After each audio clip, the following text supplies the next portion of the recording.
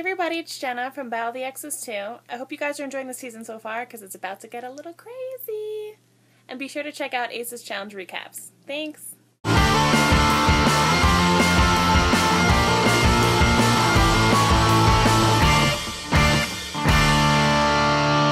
Hey y'all, hey, what's up? Ace here with your weekly Battle of the Exes 2 recaps, y'all. First, I want to give a huge shout out to Jenna for that awesome sauce intro. Thanks so much for making an intro. You guys, I went 1 week without an intro and I was so upset about it. I feel very, very spoiled that I get these intros from all these awesome competitor peeps. And I'm just stoked to have one again. So tweet all of your favorite people from the challenge this video and tell them that you want to see them do an intro for Ace's Battle of the Exes, Battle of the Exes, Battle of the something 2 recaps. So thanks again, Jenna. I love your face. Everybody, if you're not following Jenna on Twitter and all of that fun stuff, Instagrams, she posts pictures and stuff. Go down there and figure it out. Click the links in the doobly-doos and you'll find her and follow. Hair in my mouth.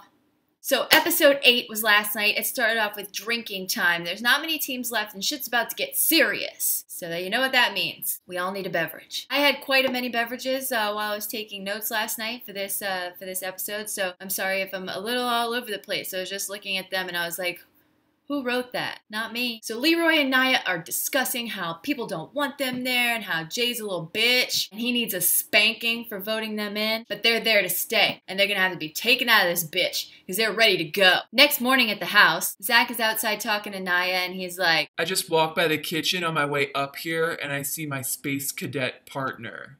And he's talking about the way Janae looks while she's eating breakfast, which I tweeted earlier. I tweeted the screenshot of her eating breakfast with sunglasses or whatever. I'll, of course, put it right here so you guys know what the hell I'm talking about. And I said that she had breakfast swag. What do you guys think? Tell me down in the comments. Sarah is trying to connect with Jordan. She sits down. I guess they're eating breakfast or whatever, and then they don't speak a word. And then she goes and talks to Teresa. And she's telling her how it really upsets her that they're not speaking and she can't take it. And she doesn't want them to be mad at each other. And so Teresa's like, why don't you write a letter? And she's like, oh, that's a great idea. So then she gets really, really cute. And she sits down and she writes a very thoughtful letter to Jordan. And then Nia delivers the letter to Jordan. And Jordan reads it and he's all smiley and stuff. And it's so cute.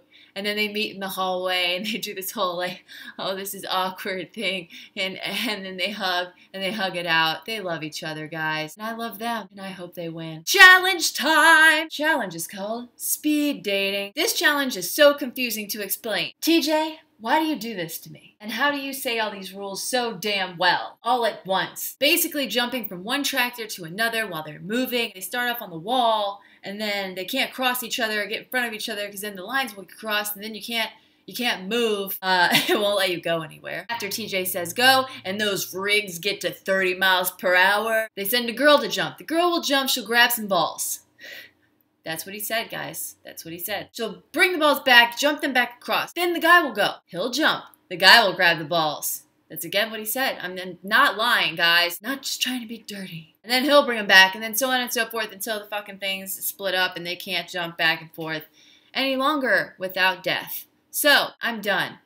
So Jay and Jenna do the order because they're the power rookie couple, and they put Leroy and Nia first to start this challenge off. They should be fine because there's no water anywhere around here. Solid concrete. Leroy is screaming at Nia when the thing starts to jump, and she's like nervous at first, and then she takes her first leap, and it's like, whoa! She grabs some balls, jumps back. Leroy jumps, grabs some balls, jumps back. Nia has those jumping legs, y'all. She's like a real-life Frogger in this bitch. She's just skipping over that shit like there's not 2 semis going 30 miles an hour that she's jumping in between. They do fucking great. They get 10 balls. 10 balls. See what happens when there's no swimming involved? They do great. Zach and Janae go next. Janae is nervous. She still goes and she jumps across and her legs are not nearly as long. She grabs 2 balls and she falls down on the way back. Of course, Zach starts bitching about how they're gonna lose time because she fell. Oh my god, she ruins everything! But they're going back and forth and now Janae does not look nervous at all. She's got this down. She's doing very well. She tries to go for 1 more ball as the cars are splitting and she falls off the back, so now she's like hanging in the air. Zach is screaming and he's freaking out because he thinks that they're going to get disqualified because she fell off the back of the car when that was not in the rules. Trust me, there was a lot of rules and I understand your confusion in that, but that was not said. That was not one of the rules. But I love how he's bitching and he's like such a big muscular baby. He's like, you just fuck everything up and I was playing a really good game and you're making it really difficult for me.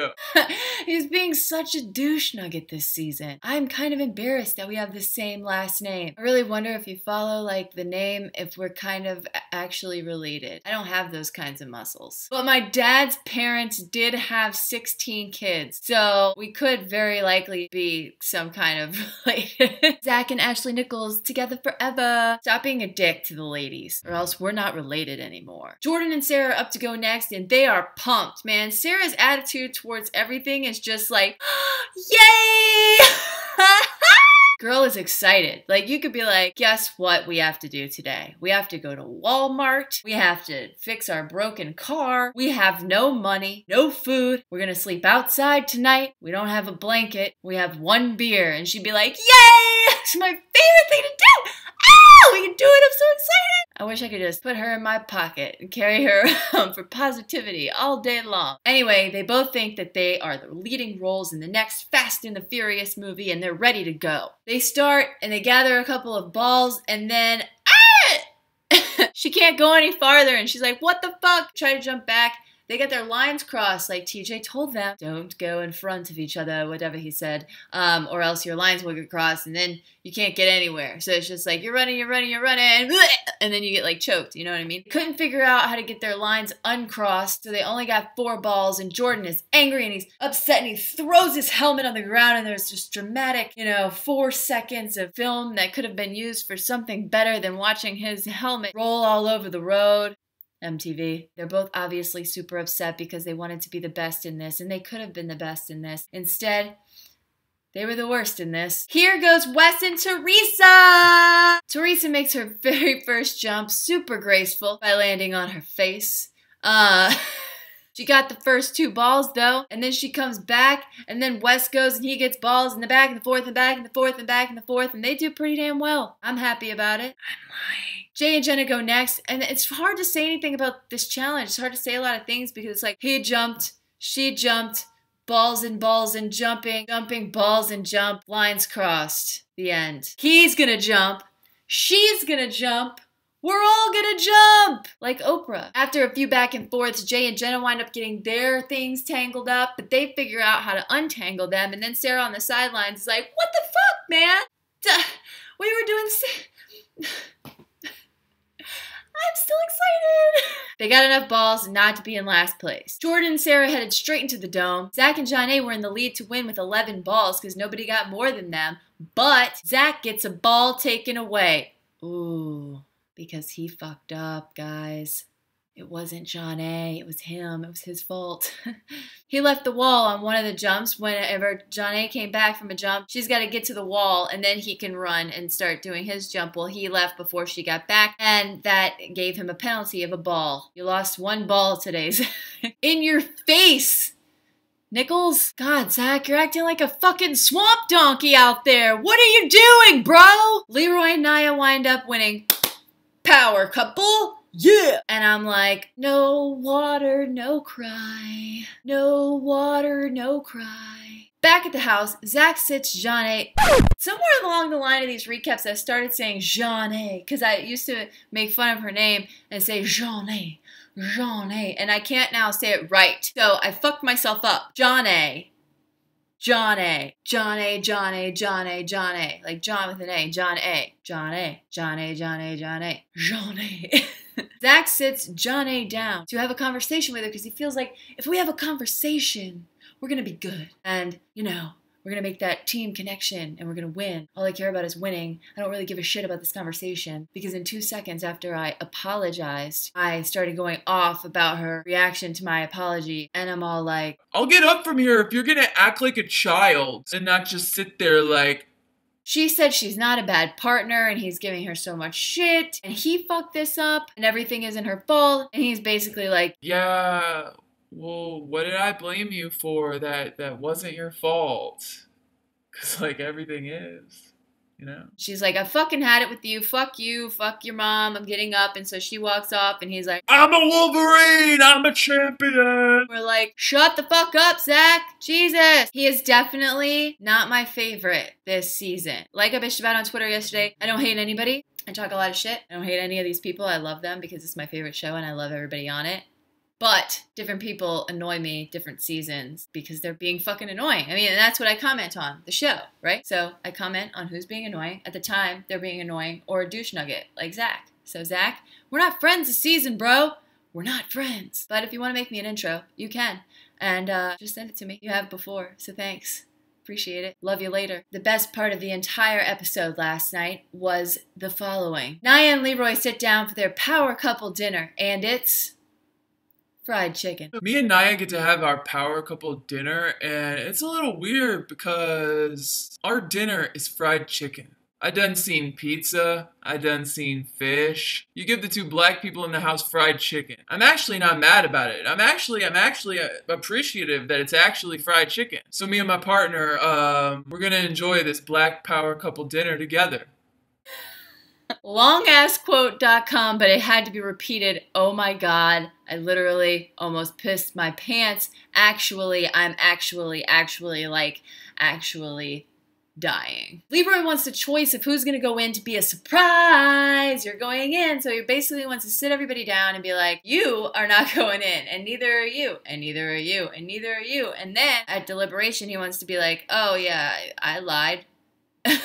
To one of them. But that's not exactly how it goes. So let's backtrack a little bit. He talks to Zach and John A, and he tells them that they're 100% good. You're good to sleep tonight, bro, because you're not going in. And Zach's like, wow, this is the best conversation I've ever had. Like, then he calls Jay and Jenna over, and they are scared. But he actually doesn't think that it's such a good idea to send them in for his end game. Then Wes and Teresa come over, America's favorite ex-couple.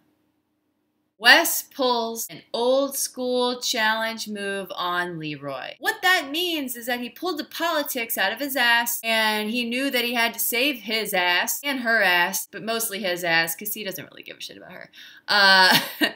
None of us do. But Leroy thinks it's pretty smart to throw Wes in. But then he's like, we want to be your number one. And Wes is like, I already have a number one.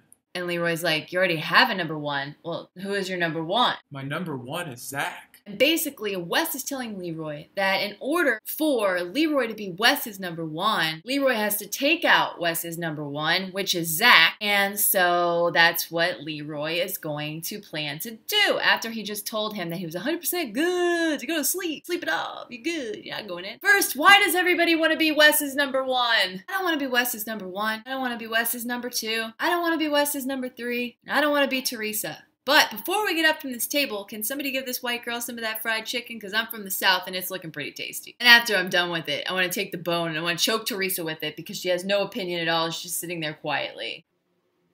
Wes is my leader.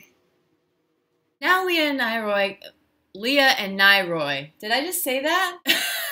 Leah and Nyroy go inside to talk to Zach about their decision-making skills and that they don't have any. They're like, sorry, bro. Remember when we told you that you were like 100% good? Well, we kind of meant like 0%. And we're going to throw you and John A in tomorrow. We're sorry, but that's just like things have happened between then and now. And like, it's the best choice for us. And Zach's pissed, although he's laying there with his hair all flowy, and he just got out of the bed with Jenna. And he's like, I just want to make sure Wes didn't have anything to do with this. And they're like, no. And meanwhile, Wes's face looks like this. Enough said. But whatever, moving into deliberation. Let's go. Leroy and I do decide to throw in Zach and John A in against Sarah and Jordan. And all I can think is, wow, Sarah and Jordan are going to be super pissed if they lose to Zach and John A. I feel like there's a song here. I always like to make songs with people's names, and every time I say it, it's like, Zach and John A, moving on, dun dun dun dun dun dun. And Wes is sitting all there like, my evil plan has worked. God, you're annoying. Deliberation is over, and Jay and Jenna have not thanked Leroy and Nia for not throwing them in, which they could have easily done, because that's what Jay and Jenna did to them, but they tried to throw them a bone and do something different, so they're like, yo, Where's my motherfucking thank you? So they sit down with them, and Jay is basically like, thank you, thank you, thank you. All I can say is thank you, thank you. Anyway, moving on to the Dome. that was a really hideous face I just made. Please don't judge me. The Dome is called Hammer at Home, and everybody's gonna have to use a sledgehammer to hit a beam and make it move on a track past the halfway point. At the halfway point, they will then pass the sledgehammer over to their partner, and the girl will then have to hit the hammer to the end till it hits a bell, and then whoever does that first wins. So it's like Hit Me Baby One More Time mashed up with Miley Cyrus's Wrecking Ball. No, it's not. It's like hitting a fucking hammer against metal. Everybody thinks that Zach's kind of going to have the advantage here because of his big douchey muscles. But I don't know, man. Jordan is a pretty cool cat, and I feel like he knows how to swing a sledgehammer.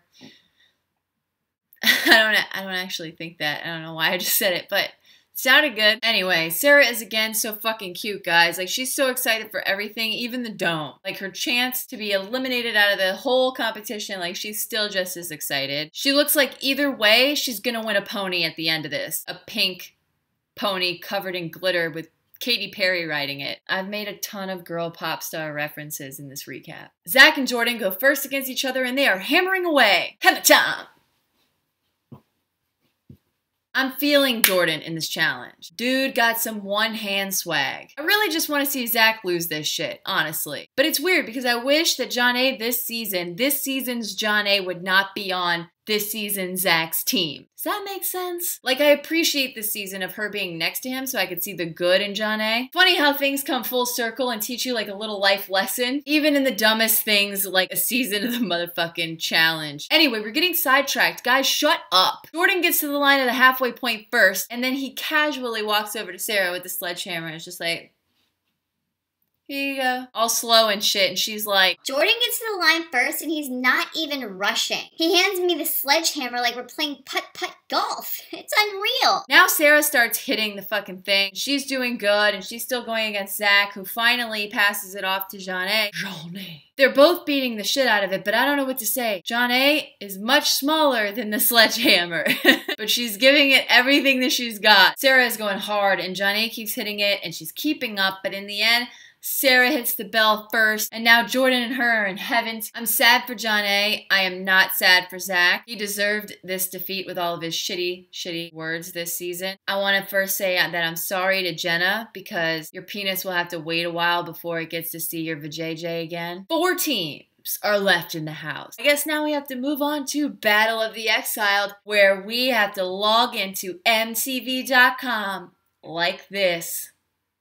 Yep. Not Bananas and Avery show up at the thing where they watch TJ on the TV, tell them that they are not actually going home, that they have a chance to stay and be, they're in the Battle of the Exile. And cue surprise face. Avery feels great about it. She's super stoked. And Not Bananas is just kind of like, yay. And in his head, you know that he's thinking, Fuck, man. If I win, I'm going to be stuck in the house with only her for weeks. Bananas and Nani's show up to the Exile Challenge, and I think now that we're doing this hashtag Team Banani. So Banani shows up to the Exile Challenge to see Not Bananas and Avery there. Bananas versus Not Bananas. Which banana will win? Side note, why are all of you standing with your hands upon your hips? When I dip, you dip, we dip. Anyway, the Battle of the Exile challenge is called Takeout. And I really liked this challenge. It was kind of funny. It was like 2 big ditches, and then each of the teams had to help each other by using one giant fucking wood bamboo chopstick thing to get items out of the ditch. So there's gonna be a lot of like communication issues, and right when I hear that, I'm like, ooh, Not Bananas and Avery are gonna fucking kill each other. They're gonna lose. But anyway, Bananas is confident in Nani in this challenge. And I've heard that Nani has great pole handling skills, and that's the name of the game today, so we'll see. Put those to use. And Nani's like, I hate you. But Nani already have 2 items gathered with their big old choppa-stickies before Not Bananas and Avery even have 1. They finally do get 1 though. And Banani get 3, and then 4. Winners! I'm super excited because I love these 2, and I'm glad that they're gonna stay in the Exiled house, because if I showed up at the Exile challenge and I saw those 2, I'd be like, fuck my life. Not Bananas. I'm going to be really sad to see you go. Avery.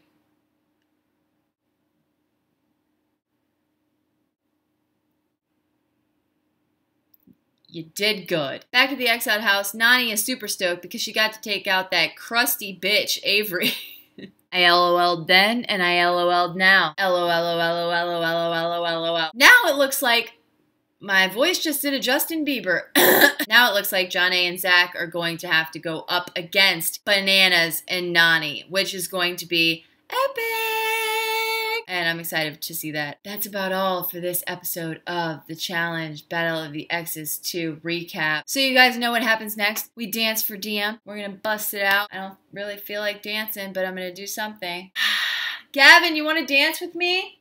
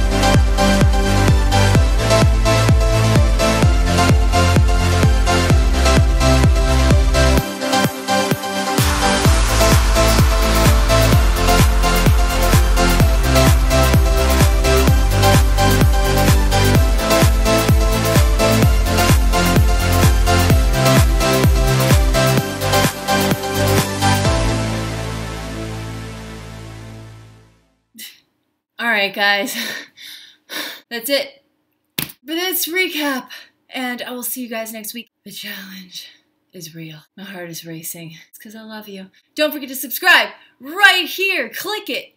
Click it. Click it. Yep, that's right. Yeah, you got it. And don't forget to like this video. Give it a thumbs up down there where you see the thumbs up, thumbs down. You hit that thumbs down, I'll punch you in the face. Just kidding. Also, leave a comment. People talk down there. I'm gonna go catch my breath. Love you guys' faces. See you next week. Thanks again, Jenna. Love your face for the intro. And peace out. MTV going up. You watching challenge recaps now. Just did 26 in a row. Them challenges back to back to back now. We got Nani in the game. That girl don't know how to act now. Ain't got no motherfucking time to be holding Nani back now.